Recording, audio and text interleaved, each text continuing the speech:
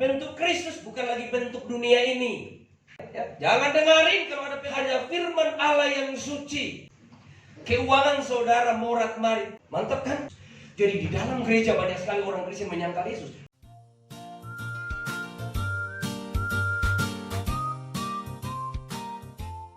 Shalom saudara. Shalom. Judul atau tema kita hari ini adalah pilih hidup kekal atau binasa. Agak-agak kejam ini.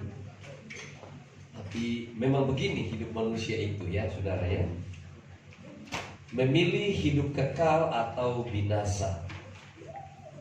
Saudaraku, untuk apa kita hidup di dunia?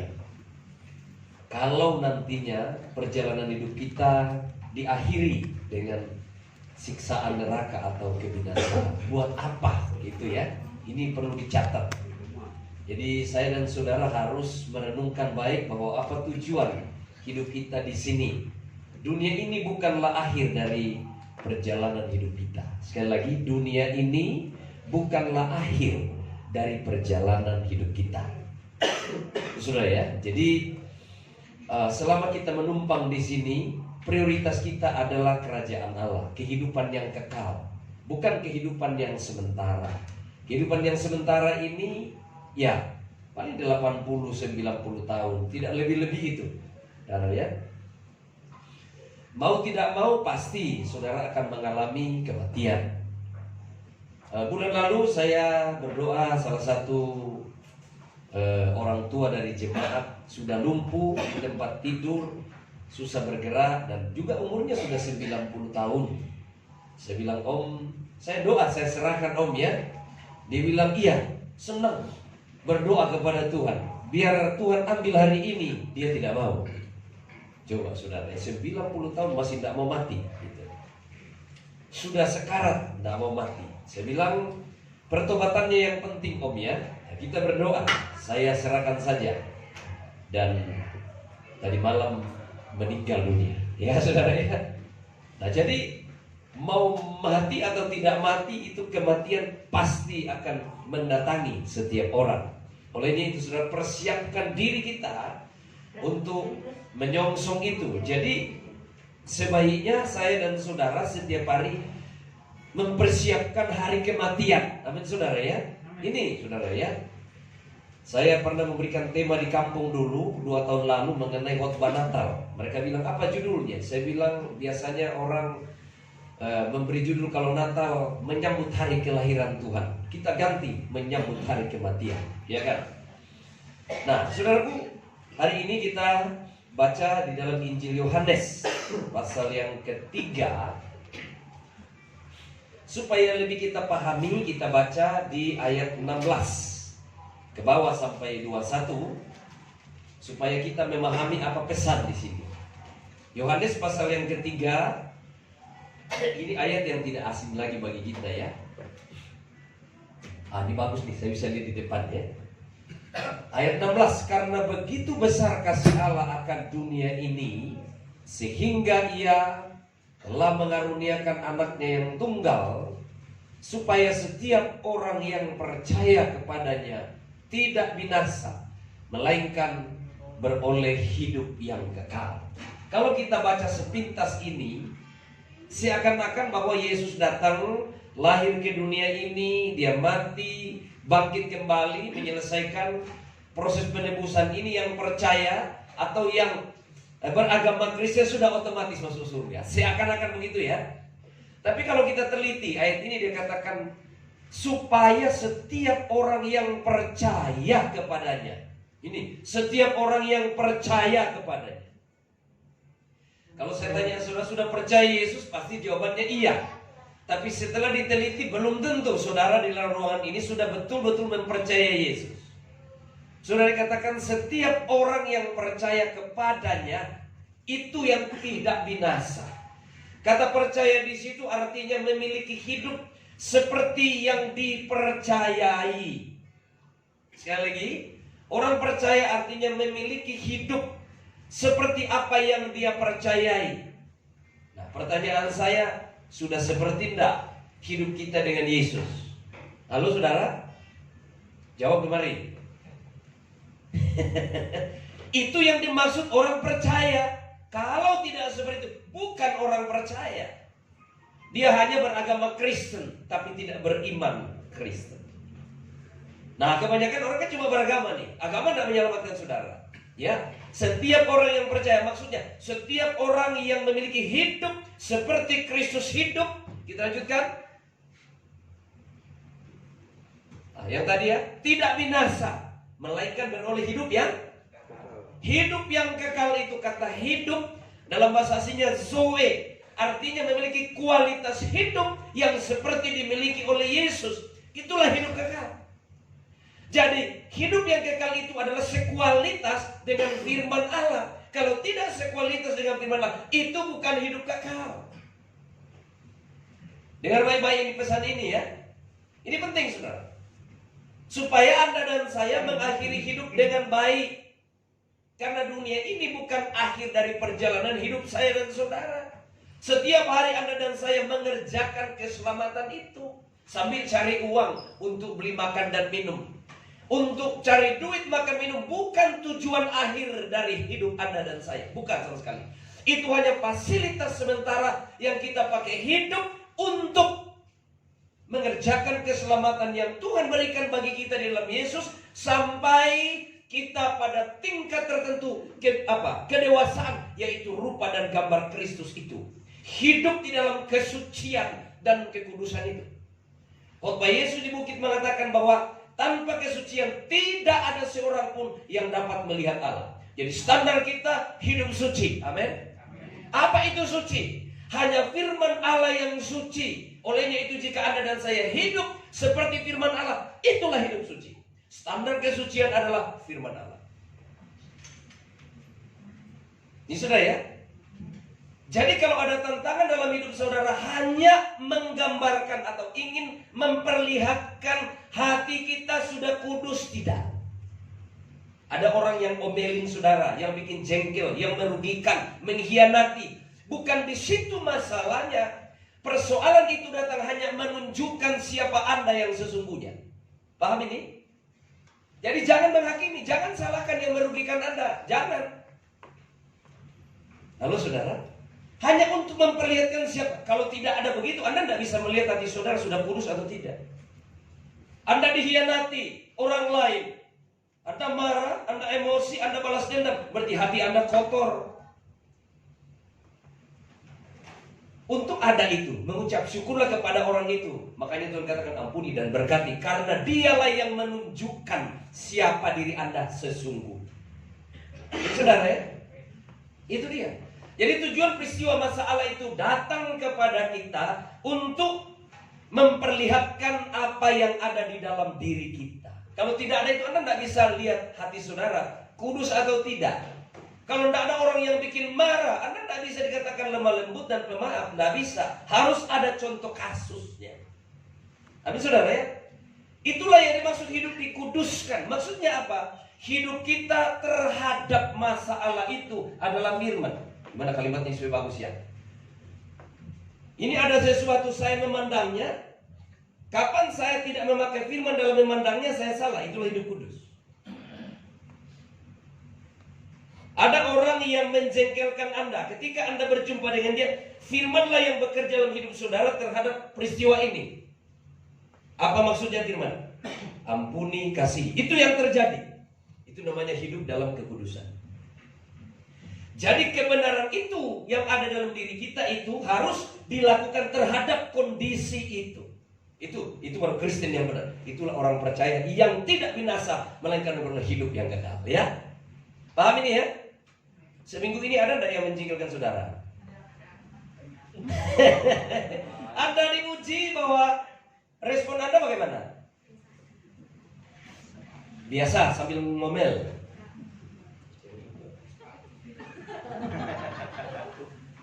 Olehnya itu pilih hidup kekal. Hidup kekal itu apa? Firman itu. Hidup kekal itu adalah firman. Karena dia dari kekal kepada kekal. Allah itu kekal. Firmannya kekal. Anda pilih firman, Anda hidup kekal. Amin. Menolak firman itu binasa. Nanti kita lihat urutannya ini. Jangan cuma ini, karena konteksnya di Yohanes 3 ini adalah percakapan Nikodemus dengan Yesus. Di ayat-ayat yang pertama di atas, kalau engkau tidak dilahirkan kembali, engkau tidak bisa masuk dalam kerajaan Allah. Itu pemimpin agama yang taat kepada hukum Taurat itu. Yesus katakan, jika engkau tidak dilahirkan kembali, engkau tidak bisa memperoleh hidup yang kekal. Tidak bisa masuk di dalam kerajaan Allah. Sudah sampai Nikodemus bingung, gimana caranya masuk kembali dalam rahim ibu dan dilahirkan kembali? Sehingga ayat 8 coba. Yang di atas, ini konteksnya ini sebenarnya situ ya. Sehingga turun ke bawah. Ayat 8. Yohanes 3 tadi. Nah ini, angin bertiup kemana ia mau, dan engkau mendengar bunyinya, tetapi engkau tidak tahu dari mana ia datang atau kemana ia pergi. Demikianlah halnya dengan tiap-tiap orang yang lahir dari roh. Harus itu lahir baru, amin. Di sini katakan angin bertiup. Terjemahan aslinya bukan angin, roh. Tulisan di situ pneuma. Nah, ini kalau anemos itu angin beneran. Ini angin mungkin waktu diterjemahkan ini, yang menerjemahkan itu bingung kali. Roh bertiup kemana? Nah, susah kan? Nah, akhirnya angin bertiup. Seharusnya pneuma, roh di situ, bukan angin. Karena di dalam bahasa aslinya pneuma, bukan anemos. Kalau anemos berarti angin bener. Ini bukan angin. Cuma waktu menerjemahkannya, ya pasti bahasa kita nggak nyampe. Nanti dalam konteks ini kita bisa pahami. Tapi saya ingin menyampaikan bahwa bahasa aslinya itu adalah pneuma, roh. Harus dilahirkan kembali, baru bisa masuk dalam kerajaan Allah. Dilahirkan kembali berarti berbeda, change into another form. Dia berubah dalam bentuk yang berbeda. Itu namanya kelahiran baru. Bentuk mana? Bentuk Kristus, bukan lagi bentuk dunia ini. Sekali lagi, perjalanan hidup kita bukan di sini akhirnya, bukan dunia ini. Sebentar lagi juga kita pergi. Amin saudara ya. Dan tidak tahu Pak Hendy tiba-tiba hari ini atau besok masih hidup atau kita nggak ngerti, ya kan? Ada mau tahan dia susah. Kalau Tuhan bilang Pak Hendy lonceng berbunyi, ya kan? Nggak bisa kita menolak itu pasti. Tapi apakah kita siap? Berarti kematian bukan momok yang harus ditakuti. Persiapan kita yang penting. Kapan saja Tuhan panggil silakan. Yang penting siap. Siap Anda? Siap. Baru 3 yang mau siap pergi. Yang mau kemana? Anda mau tinggal terus di bumi ini. Ini penting saudara ya. Jadi ini adalah pilihan. Coba balik lagi ayat 3 tadi. Yohanes 3:16. Karena begitu besar kasih Allah akan dunia ini, sehingga ia telah mengaruniakan anak yang tunggal, supaya setiap orang yang percaya, ada pilihan di sini. Setiap orang yang percaya kepadanya tidak binasa, melainkan memperoleh hidup yang kekal. Jadi ada pilihan.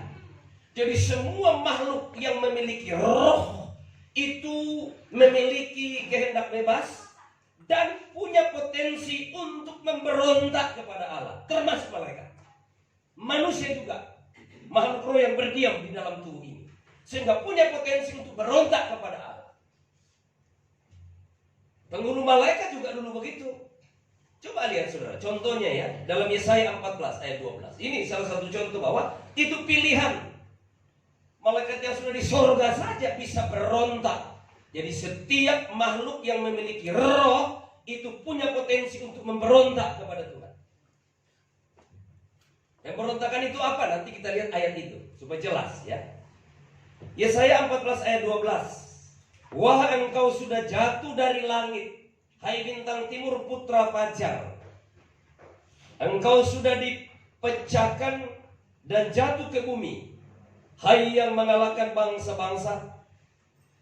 Coba perhatikan, engkau yang tadinya berkata dalam hatimu, aku hendak naik ke langit, aku hendak mendirikan tahtaku mengatasi bintang-bintang Allah, dan aku hendak duduk di atas bukit pertemuan jauh di sebelah utara. Aku hendak naik mengatasi ketinggian awan-awan, hendak menyamai yang. Coba, dia pilih memberontak. Dia ingin menyamai Allah. Dia ingin membentuk kerajaan tersendiri, bukan menggantikan Allah. Tidak mungkin, dia juga ngerti, ya. Mau membuat kerajaan terpisah, memisahkan diri, memberontak kepada Allah. Ini makhluk roh yang punya pilihan bisa memberontak, termasuk manusia. Olehnya itu mengasihi Allah, memilih ikut firman atau memberontak. Nah, inilah buktinya. Kita bukan robot yang bisa di remote control asal maunya, enggak. Kita diberi kebebasan. Setiap manusia, setiap makhluk yang memiliki roh punya kebebasan, bisa memberontak kepada Tuhan. Olehnya itu kalau kita mengasihi Tuhan, enggak harus mengasihi dengan segenap hati.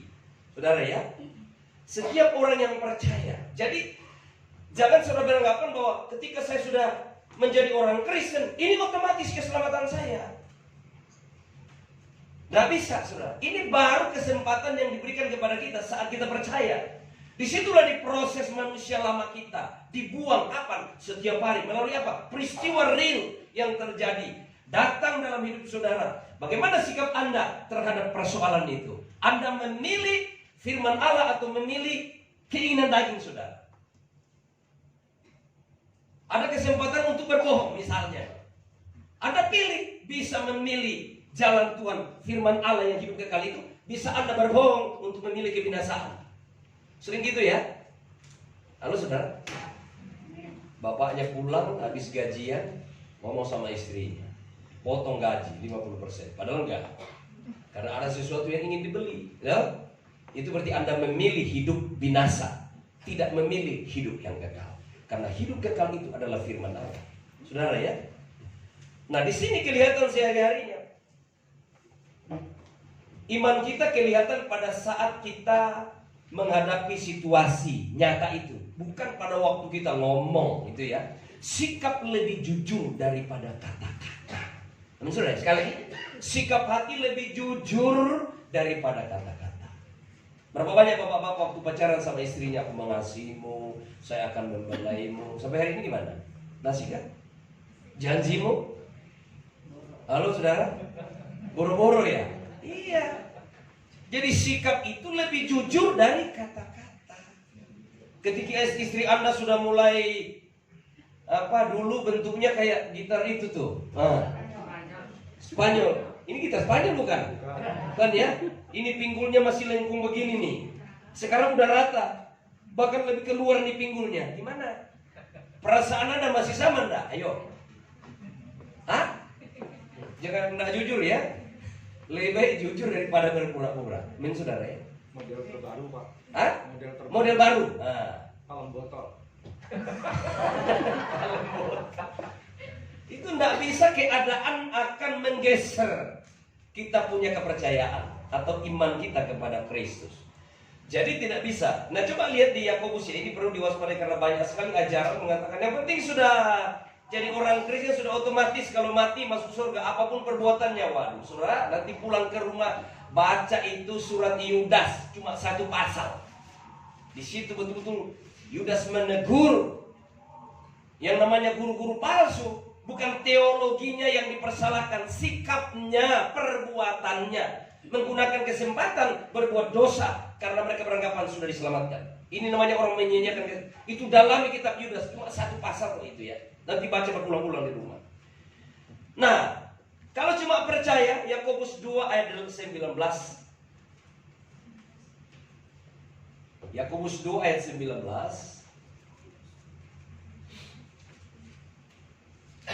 Nih, kenapa enggak? Yakobus 2 ayat 19. Haleluya. Nah, engkau percaya bahwa hanya ada satu Allah saja? Kita percaya ya? Itu baik katanya. Tetapi, baca sama-sama. Tetapi setan-setan juga percaya akan hal itu. Terus dan mereka gemetar. Kalau hanya percaya begitu saja tanpa disertai dengan perbuatan daripada yang kita percaya ini, setan juga percaya. Apa bedanya kalau begitu ya? Baca terus ke bawah. Hai manusia ya. Nah, Terima aja begitu dulu ya. Ini manusia bebal nih. Maukah engkau mengakui sekarang, jujur maksudnya ya, bahwa iman tanpa perbuatan adalah iman yang waduh. Coba, iman tanpa perbuatan adalah iman yang kosong. Itu sebabnya orang percaya itu memiliki hidup seperti yang dipercayai. Hidup itu adalah sama dengan yang dia lakukan di dalam hidupnya. Bukti orang percaya kelakuannya. Ya saudara ya, itu perbuatannya yang menentukan bahwa dia percaya. Bukti daripada imannya itu adalah perbuatannya. Jangan salah mengerti Efesus pasal yang kedua. Coba kita cek, ini banyak dipegang orang ini sehingga salah semuanya. Efesus 2 ayat 8 dan 9. Nanti saya kasih lihat buktinya supaya kita tahu ya. Efesus pasal 2 ayat 8 dan 9. Sebab karena kasih karunia kamu diselamatkan oleh iman. Itu bukan hasil usahamu tetapi pemberian Allah. Enteng ya jadinya ya. Sepertinya. Terus. Dan itu hasil pekerjaanmu.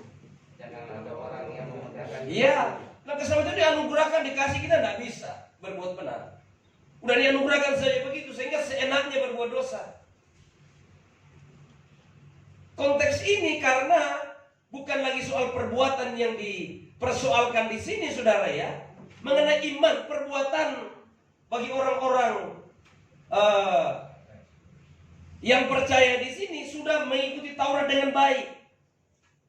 Aturan-aturan, tapi tidak beriman kepada Yesus, ini sia-sia, saudara ya. Itu maksudnya konteks ini. Jadi konteksnya sudah dilihat, jangan langsung dibaca sembarangan. Nah, itu bukan hasil pekerjaanmu. Seakan-akan kita berkata, kerjakan keselamatanmu dengan tangan dan gentar. Seakan-akan kontradiksi. Ini bukan konteks ayat ini yang menyangkal perbuatan itu. Nanti kita lihat. Jangan dipakai ini sebagai senjata, saudara ya. Coba lihat. Ayat Galatia 5 ayat 13. Nah, itu mengcover supaya kita bisa mengerti. Galatia 5 ayat 13. Saudara-saudara, memang kamu telah dipanggil untuk merdeka, maksudnya diselamatkan nih, ya. Tetapi apa? Janganlah kamu menggunakan kemerdekaan itu sebagai kesempatan untuk berbuat dosa. Banyak orang akhirnya sudah diselamatkan oleh iman. Makanya iman tanpa perbuatan mati adanya. Mana imannya tanpa perbuatan? Tidak bisa. Iman itu dibuktikan dengan perbuatan. Contoh kasus, saudaraku ya. Kita lihat dulu supaya kita memahami dengan baik. Coba kita lihat tadi ya, Roma pasal 4 ayat 1. Ini contoh kasusnya ya. Roma pasal 4. Yakobus 2 ayat 20. Saya mau kasih memberikan contoh karena banyak juga disalahpahami ini. Yakobus 2 ayat 20. Hai manusia yang bebal, maukah engkau mengakui sekarang bahwa iman tanpa perbuatan adalah iman yang kosong? Terus, bukankah, maksudnya ini contoh kasus. Karena banyak sekali didengungkan dari ayat-ayat yang iman dibenarkan bukan karena perbuatan, tapi Abraham dibenarkan bukan karena perbuatan, tapi karena iman. Nah, coba kita buktikan ini. Nanti saya akan sandingkan ayatnya supaya kita bisa mengerti. Bahwa konteksnya jangan lari ya. Terus dibenarkan karena bapak kita, bukankah Abraham bapak kita dibenarkan karena? Nah, apa itu? Jelas kan? Perbuatan ketika ia mempersembahkan Ishak anaknya di atas mezbah. Terus kamu lihat bahwa iman bekerja sama dengan perbuatan-perbuatan, dan oleh perbuatan-perbuatan itu iman menjadi sempurna atau sah. Terus dengan jalan demikian genaplah nas yang mengatakan, lalu percayalah Abraham kepada Allah, maka Allah memperhitungkan hal itu kepadanya sebagai kebenaran. Karena itu Abraham disebut sahabat Allah. Jangan langsung kutip ayat ini, lepas dari konteksnya tadi mengenai cerita Abraham ini, Anda salah mengartikan nanti. Makanya didahului atas. Abraham dibenarkan itu melalui iman, melalui perbuatannya. Apa yang dia imani, dia lakukan. Bagaimana cara? Tepat seperti yang dipercayai. Nggak bisa dipercaya hijau, perbuatannya coklat. Nggak bisa. Sama persis, sekualitas. Itulah Zoe. Ya. Terus dengan jalan demikian apa? Jadi kamu lihat bahwa manusia dibenarkan karena, dan bukan hanya. Udah jelas sekali kesimpulannya. Ya. Jangan dengarin kalau ada pengajaran saya berkata, yang penting percaya, perbuatan tidak masalah. Loh, ini apa? Menyangkal ayat ini, menyangkal Tuhan itu berkhianat. Tuhan dan firman-Nya itu satu. Jadi, saudara kalau menolak firman, berarti Anda sudah menyangkal Dia. Halo saudara? Yang menguduskan kita firman itu di dalam diri kita terhadap segala sesuatu. Ya saudara ya, mulai dalam pikiran kita. Pikiran Anda salah, sesat. Karena penipuan dimulai dalam pikiran kita. Baru apa yang kita pikirkan terlaksana dalam perbuatan kita. Nah itu saya berikan hari ini supaya kita pahami bahwa dalam memilih hidup kekal atau binasa, begini, memilih untuk mentaati firman atau menyangkal Tuhan dengan cara mengkhianati kebenaran. Ini saudara ya, anggaplah seperti ini. Ini kita. Ini dosa, setan, iblis, apakah namanya. Ini Tuhan. Ini roh manusia netral memilih ya. You pilih ini duniawi atau dosa atau pilih ini, terserah. Kapan? Di setiap detik. Saya pakai kata detik. Di setiap detik hidup kita memilih. Tidak memilih, pasti sudah memilih. Tidak pernah tidak memilih. Amin. Pada saat Anda tidak memilih melakukan kehendak Allah, Anda memilih kuasa setan bergabung dengan ini kehendak dia. Tidak pernah seseorang tidak pernah memilih, walaupun dia tidak pilih, itu sudah memilih. Paham ini ya? Haleluya. Anda dikhianati pasangan saudara, ngamuk enggak? Anda memilih ngamuk atau mengikuti kehendak Allah, sabar, berdoa, mencintainya sepenuh hati walaupun dilukai. Ini saudara, memang itu mengikut Tuhan itu kita diproses, dibersihkan setiap hari sampai pada tingkat tertentu dewasa menjadi serupa dan segambar dengan firman-Nya. Saya pakai istilah itu. Sampai hidup kita sama dengan yang ditulis di Alkitab, baru hidup benar. Itulah orang yang percaya. Tidak binasa melainkan beroleh hidup yang kekal. Nah, hidup yang kekal itu apa? Hidup yang kekal itu Allah sendiri yang dalam dirinya hidup. Di dalam Dia ada hidup. Hidup apa? Hidup yang kekal itu. Jadi kalau kita tinggal di dalam Kristus, tinggal di dalam firman-Nya. Hidup kekal sama dengan perintah Tuhan, sama dengan firman Tuhan. Tidak bisa seseorang sampai kepada Bapa kalau tidak melalui yang begini. Melalui Yesus, melalui firman-Nya, tidak bisa. Jadi di luar Yesus tidak ada keselamatan. Titik. Jangan dibumbui lagi. Jangan bilang masuk tapi di pinggiran, enak saja. Mana ada model begitu, ngajarin orang masuk surga tapi di emper. Ngelihat saja enggak. Hati-hati ya, pengajaran di gereja ini harus benar. Jangan sampai nyesat gitu ya. Itu orang yang mau nyempil-nyempil begitu, saudara, guru-guru palsu itu. Oh, kita diselamatkan karena anugerah kita sudah dimateraikan. Nah, materai apa? Dua materai, materai iblis atau materai Roh Kudus, tergantung dari kehidupannya. Amin, saudara ya. Itulah sebabnya Anda dan saya harus lahir baru. Caranya bagaimana? Firmanlah yang melahirkan Anda kembali. Tanpa firman tidak bisa, karena kita harus mirip dengan Dia, berubah menjadi seperti firman. Itu lahir baru. Bukan pengakuan dicemplungin, dibaptis, keluar dari air, lahir baru. Enggak, kok masih jengkel ini. Ya kan? Istilah kita biasa kan di gereja seperti ini kan, kalau sudah dibaptis, lahir baru. Besok ngomel. Sama yang kemarin, sebelum dicemplung, saya sudah dicemplung, sama terus apa yang berbeda. Itu bukan lahir baru. Lahir baru itu adalah memiliki hidup seperti Kristus hidup. 1 Yohanes 3 ayat 8 coba. Lahir baru. Kalau sudah lahir baru, dia tidak bikin dosa. Susah masuk surga ya? Susah, memang Yesus juga bilang susah, tidak banyak masuk. Terserah Anda. 1 Yohanes 3 ayat yang ke-9 coba. Ini lahir baru ya. Coba. Yang lahir baru, baca. Setiap orang yang lahir baru. Berarti dulu, sudah begini enggak? Sudah belum? Berarti belum. Loh, ini firman Allah bilang sebab berarti tidak berbuat dosa lagi. Yuk bolak-balik bahasanya, tetap aja begitu. Susah ya masuk ya? Susah ya Pak? Tapi mau masuk enggak? Ya sangka diri. Tidak ada jalan lain, pikul salib. Yesus mati di salib untuk apa? Mati buat dosa, kita juga mati bagi dosa. Tidak boleh hidup di dalam dosa, supaya kita hidup bagi Allah. Kan tadi saya bilang pilihan ada di tangan Anda. Mau masuk surga tidak, terserah. Pak gimana? Sudah beres belum?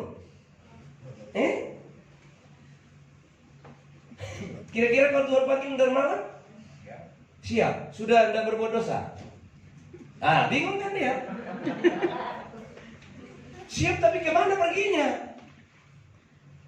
Kalau mati, roh Anda keluar dari tubuhmu, kelihatan terang atau gelap. Kalau gelap, warnanya tidak serupa dengan kemuliaan Allah. Kemuliaan Allah itu firman-Nya. Untuk Tuhan kemuliaan mesti dari aku, firman-Nya itu kemuliaannya, titik. Karena sama dengan dia. Kalau itu serupa dengan roh saudara, Anda akan diambil, dibawa ke Firdaus untuk sementara sambil menunggu Yesus datang. Baru dikasih tubuh surga. Tapi kalau tidak gelap, Anda masuk di Tartarus itu tempat penyiksaan. Itu belum neraka, penyiksaan sementara sambil nunggu. Yesus datang, diambil, dibuang lagi masuk ke Gehenna, neraka. Mantap kan? Jadi Natal ini buat apa? Rame-rame makan donat, bukan. Bukan pertobatan yang sungguh. Saudara, saya mengajak saudara masuk surga ini. Tapi itu kembali ke pilihan. Iya kan? Istrinya mana ini? Orang yang tadi. Masih omel enggak sama istri? Enggak. Fantasan gemuk ya. Tuhan bilang kasihilah istrimu. Caranya bagaimana? Seperti Yesus. Seperti. Standarnya kualitas kita mengasihi istri seperti Yesus mengasihi kita. Pernah enggak Yesus ngomelin bapak? Enggak pernah. Jangan juga omelin istri. Bebas ini ya. Jadi mengasihi istri seperti Yesus mengasihi jemaat. Itu kata seperti, kualitasnya sama.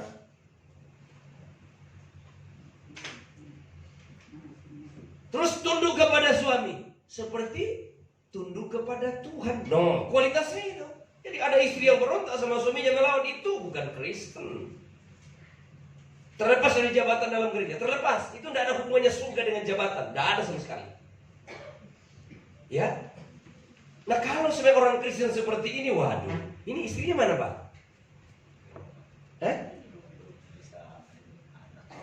Anak ya? Anak umur berapa? 3 bulan. Tadi ada jemaat juga meninggal orang tuanya, mau diberesin dulu, aduh, Yesus bilang biarlah orang mati menguburkan orang matinya, ya kan? Kok enggak ke gereja gara-gara ngurusin ini? Mayat pun enggak bisa bergerak, mau 1 bulan ditaruh, enggak mungkin kamu minggu ini saya mau turun kubur, enggak ada. Yuk telentangin aja dulu, ya kan? Ini kehidupan yang Anda ini, yang begini-gini nih modelnya nih. Saya masih melihat, waduh, orang mati ya biarin dulu tidur di situ di rumah duka. Yuk ke gereja dulu, amin saudara ya. Karena itu nanti Anda lihat kalau tidak serius di bumi, Anda akan mendapatkan kehidupan yang mengerikan gitu. Mengerikan sekali sesudah kematian loh saudara ya. Tidak apa-apa yuk punya rumah gubuk di sini, yang penting yuk jangan kehilangan surga. Amin. Iya. Tidak apa-apa yuk tidak punya mobil, punya sepeda, keringat goyang, tidak apa-apa. Ini juga sementara, cuma transport, alat transport, mau motor, mau mobil, cuma mau nyampe, kita akan tinggalkan semua itu. Jangan itu yang dibanggakan, amin saudara. Jangan motor, mobil dibanggakan, tidak ada itu. Paulus katakan aku bangga karena Kristus, bukan karena dunia ini. Loh kok kita ganti seringkali, puji Tuhan, mewah lagi. Itu diputar, itu Injil. Nggak begitu tuh Injil ya. Injil itu mengajarkan kita hidup sesudah kematian. Olehnya itu di dunia ini persiapkan diri, bertobat sungguh-sungguh, hidup sesuai dengan firman. Kalau tidak, aduh saudara, saya teriak di sini, coba nanti buktikan. Jangan, saudara ya. Pokoknya ketat. Saudara tidak akan miskin juga kalau ikut Tuhan sungguh-sungguh. Enggak, mungkin lebih kaya. Bukan tujuan sih, tapi mungkin lebih banyak dibanding you keluar dari dia. Ada. Ya tidak langsung segunung datang, nggak mungkin. Tapi itu Tuhan perhatikannya. Jadi firman ini kita memilih. Firman. Jadi cuma di tempat ini coba sudah mulai dibiasakan membaca firman. Karena firman itulah hidup kekal. Bukan doa Tuhan selamatkan aku. Tidak begitu tuh keselamatan. Kristus itu adalah hidup yang kekal. Kristus itu siapa? Pada mulanya firman. Firman bersama Allah. Firman itu adalah Allah. Jadi firman itu hidup kekal. Firman itu ada perintah. Jadi perintah ini adalah hidup kekal. Anda melanggar perintah, binasa. Coba buktikan Yohanes 12 ayat 50. Yohanes 12 ayat 50. Begitu pentingnya firman Alkitab pada tahun seluruh luar biasa, hidup kekal itu ada. Dan aku tahu bahwa apa?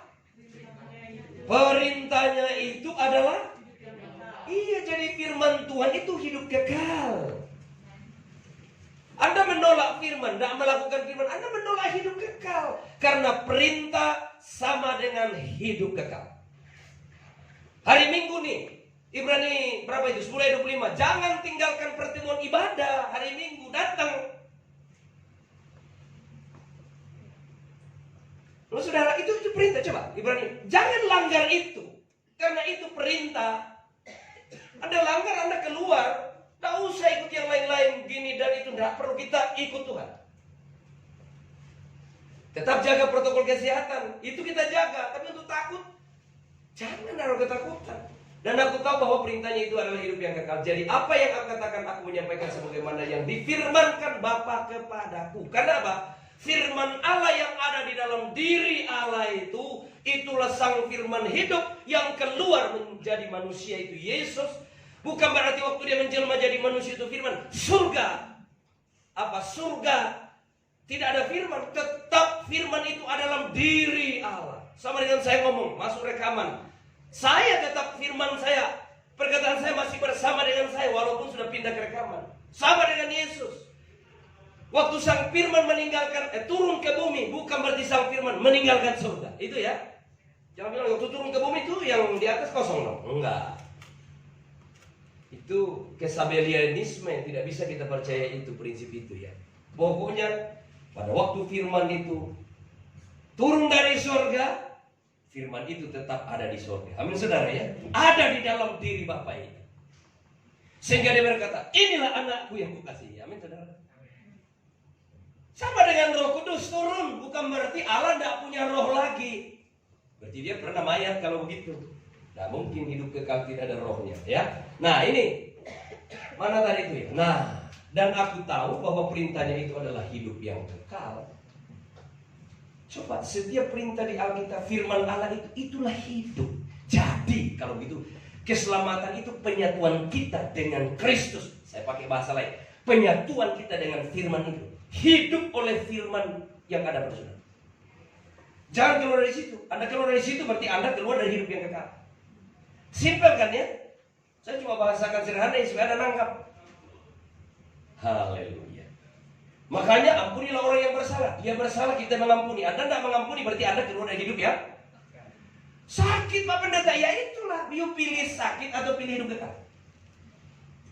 Kalau Anda melakukan tidak sakit, Anda menyangkal mengampuni, Anda sakit. Sekali lagi, orang yang tidak mengampuni, dia tidak pernah merasakan ketenangan dalam hidup. Dia akan menderita karena menolak kebenaran. Coba Anda mengampuni dengan kasih Allah, Anda akan bebas, hati kita senang, tenang. Dan ada juga reward yang Tuhan kasih dalam kebenaran itu.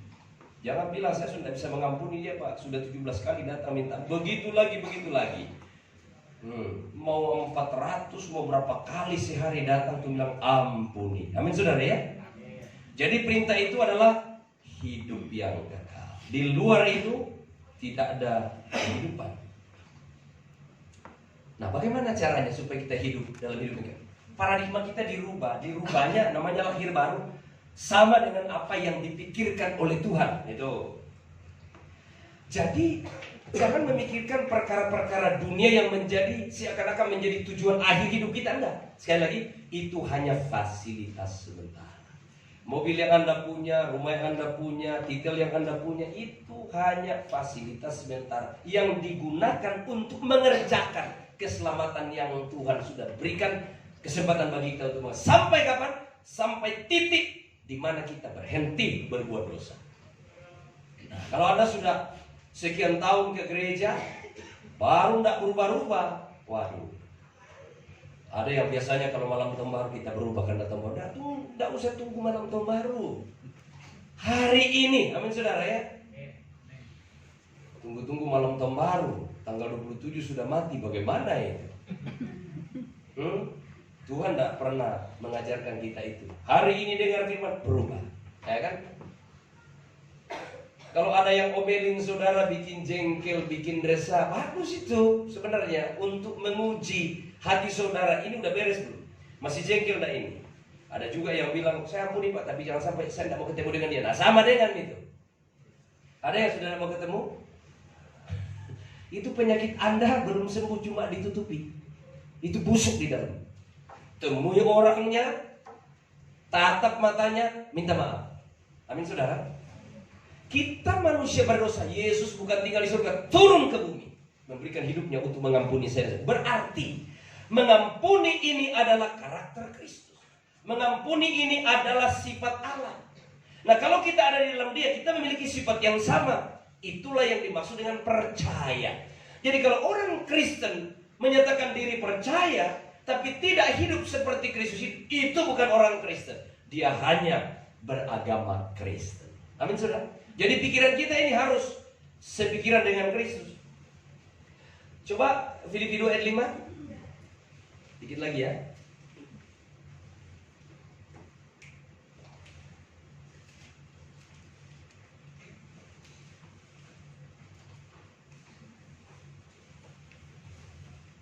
Nah, hendaklah kamu dalam hidupmu bersama menaruh apa?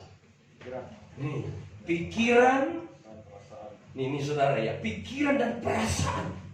Jadi pikiran kita dan perasaan kita ini memang di dalam jiwa ini harus seperti apa? Ayat ini bilang, itu orang Kristen. Itulah yang disebut tadi Yohanes pasal yang ketiga ayat 16.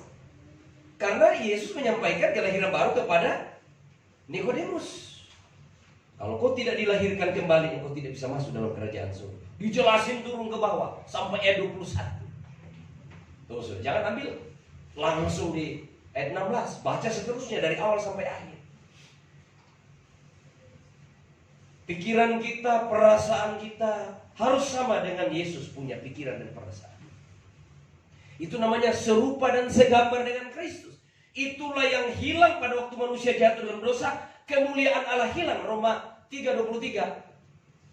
Karena manusia telah berbuat dosa, maka kehilangan kemuliaan Allah. Kemuliaan apa? Kualitas ilahi tadi. Gambar dan rupa hilang, dibalikkan ke sini. Itu saudara ya. Olehnya itu kehidupan orang Kristen 1 Yohanes 2 ayat 6. Nih harus begini. 1 Yohanes 2 ayat 6. Nih. Haleluya. Wah.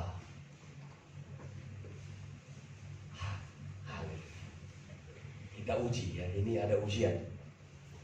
Kan sudah mengatakan saya percaya Yesus, betul? Benar enggak? Loh kok semakin ada suara ini? Semakin berat ini syaratnya. Kayak bukan berat, memang standar ilahi begini. Kalau kita mengatakan percaya Yesus, itu buktinya. Baca sama-sama. Barang siapa mengatakan bahwa ia ada di dalam Dia atau percaya Yesus, apa? Dia wajib, tidak boleh, tidak harus hidup seperti.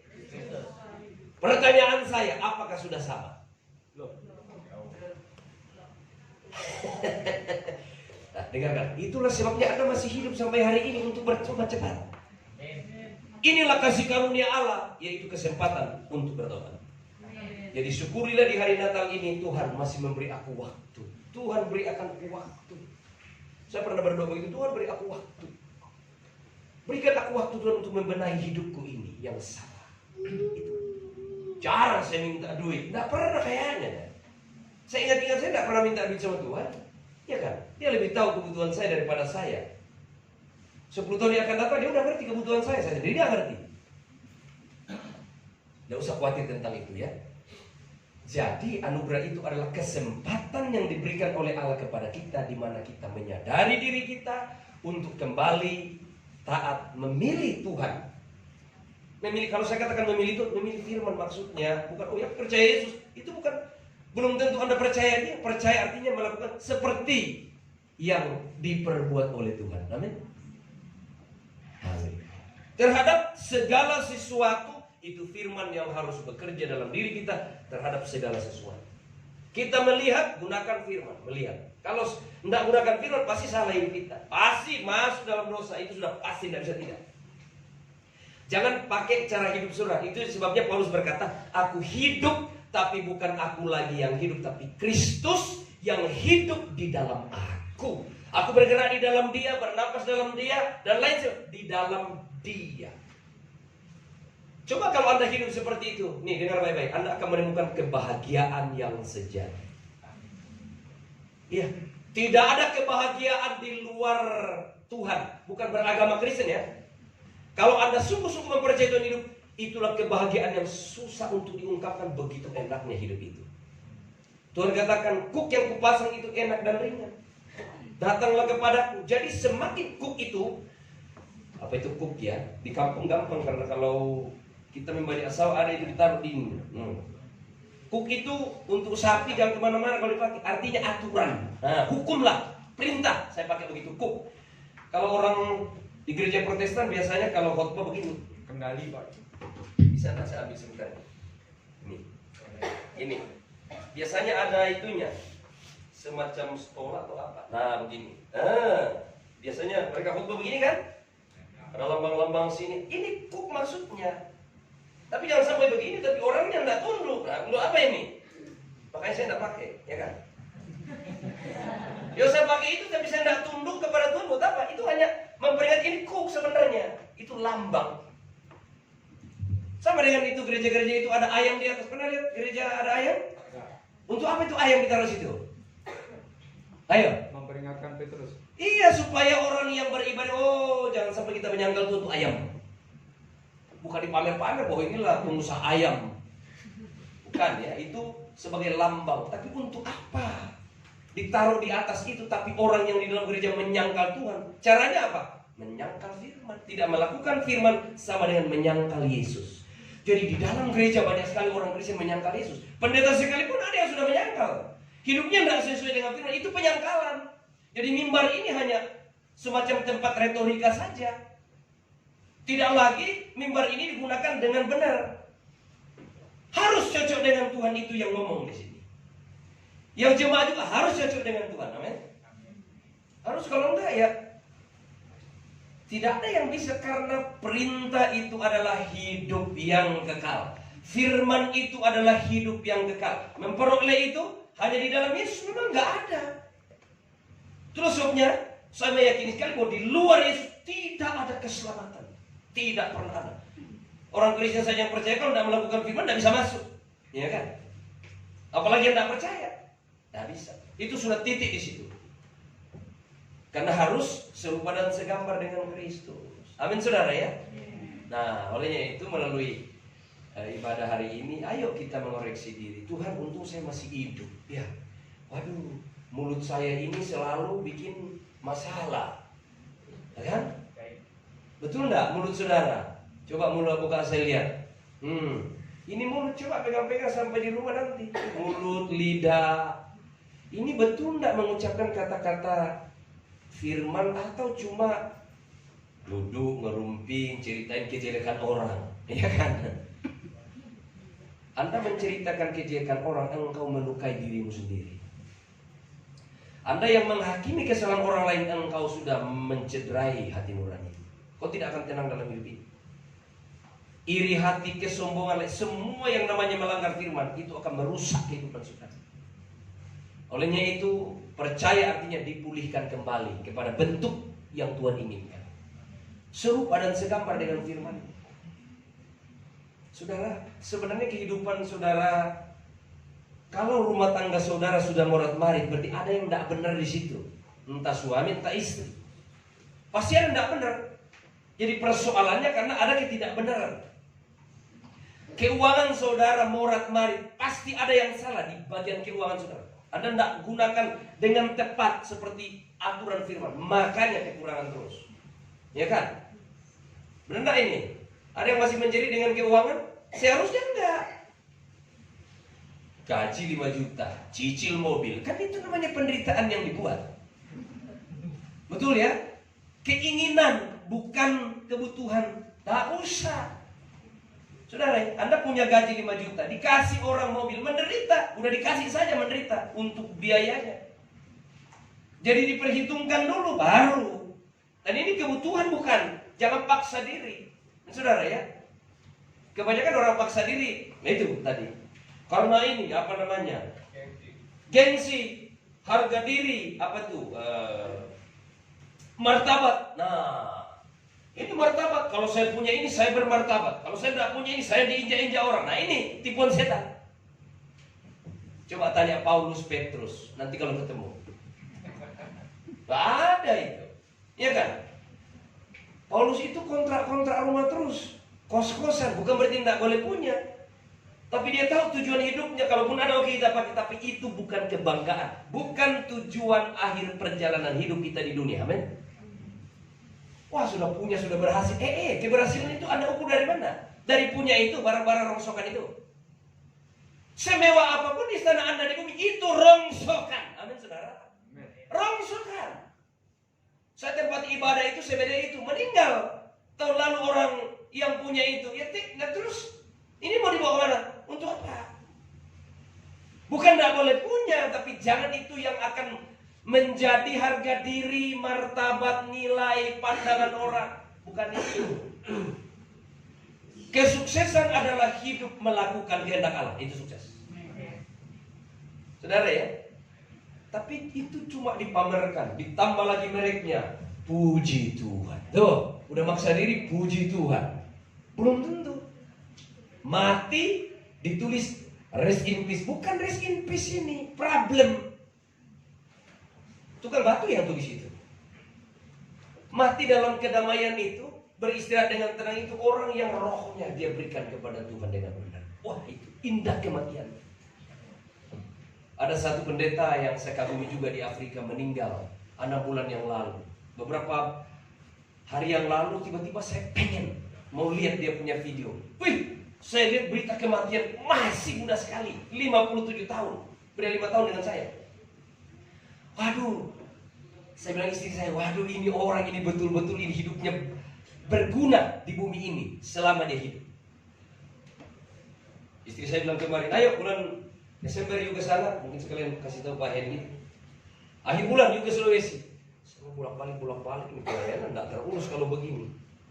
Saya bilang tidak, kamu jalan dulu, ya kan? Mungkin Januari saya, karena pertimbangan saya tadi pagi kalau saya bolak-balik terus, ya kan? Kok dia di sana sih, tidak maksimal nih pelayanan. Hidup saya ini tinggal dikit soalnya. Saya cuma berdoa Tuhan berikan saya waktu sedikit lagi. Yang saya minta itu kesempatan saja bagi Tuhan. Makan minum, aduh, kita makan singkong saja udah kenyang seharian ya. Itu yang saya minta sama Tuhan, supaya hidup ini berarti di dalam Dia. Saya bilang Tuhan, saya tidak mau sia-siakan hidup ini saja, ini curhat ya. Ini saja saya rasa banyak waktu saya terbuang tidak melayani.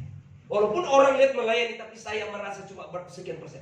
Harusnya tiap hari saya turun lapangan, cari orang yang belum selamat. Itu saya punya program bulan Januari. Nah, bagaimana saya mau habisi hidup ini untuk Dia?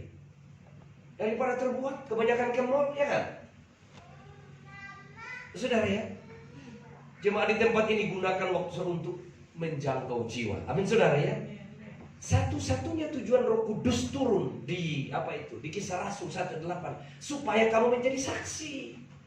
Itu tujuannya, supaya kita jadi saksi bagi Tuhan. Amin saudara ya. Coba ini kalau yang datang ini berapa puluh orang ditambah di bawah, bawa 1 jiwa, saya 1 orang, udah penuhin nih. Janji enggak saudara? Kok susah banget? Halo janji? Mulai dari sini janji ya. Bawa jiwa. Aduh saudara, itu saudara mengakhiri hidup ini, hidup berarti. Sambil saudara cari makan, entah di kantor, entah di usaha apa, terserah itu. Model saudara mau jadi pengusaha, mau kerja kantor, mau jadi apakah, itu kan cuma cari duit untuk makan. Pak itu berapa tuh ya? Asal ada makan cukup. Coba cek dulu. Iya. Sedikit lagi. Makan minum ini harus diurusin karena banyak orang salah di makan minum. Asal ada makan, pakai cukup gitu ya. Yang lebih dari itu saudara akan jatuh loh berbagai macam kesulitan hidup. Asal ada makan dan pakai cukuplah. Sabar ya, sedikit lagi ya.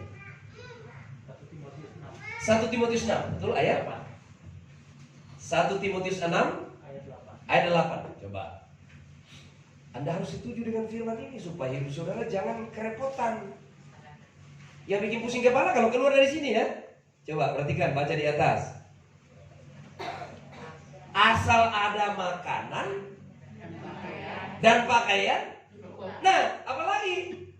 Saudara kan tidak ada yang telanjang ini. Makan kan semua ya? Atau apa lagi yang kurang?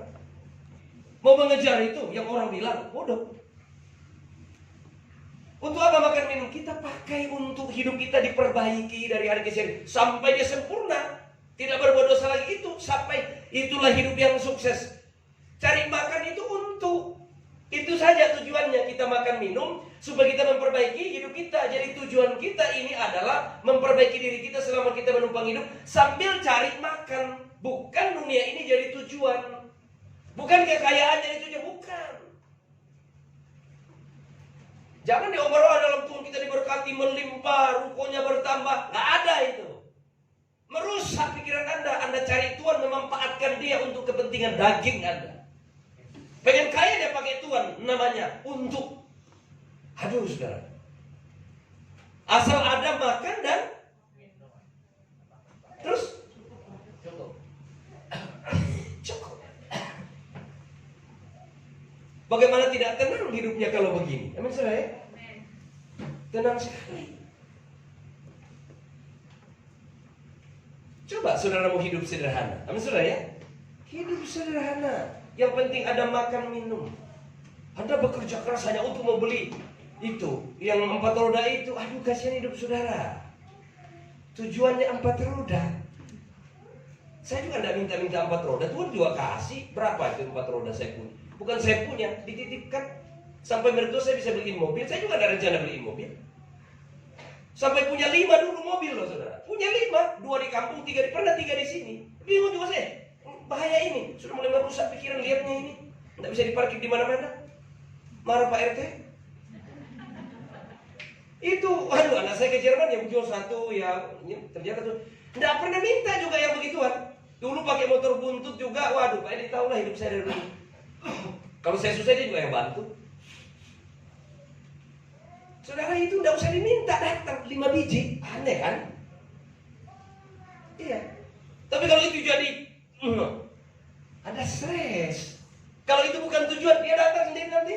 Carilah dulu kerajaan Allah dan kemana, maka semua itu yang roda-roda 2, 3 bisa mendatangi Anda. Amin. Bicara roda 3 lah. Stroke.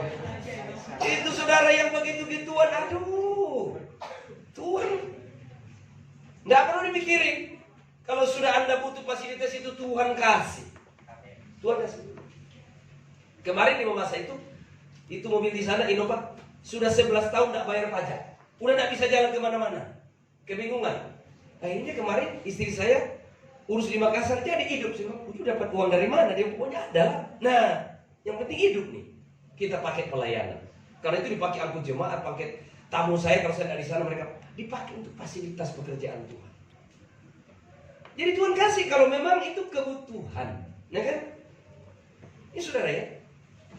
Saya dari kampung beli sepeda saja di Tangerang dulu 50.000 tidak punya ban, cuma itu awalnya.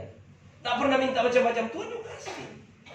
Anak saya sampai sekolah ke luar negeri, mana bisa kita dari kampung? Kok bisa juga? Ini udah balik. Ada yang tidak suka di sana.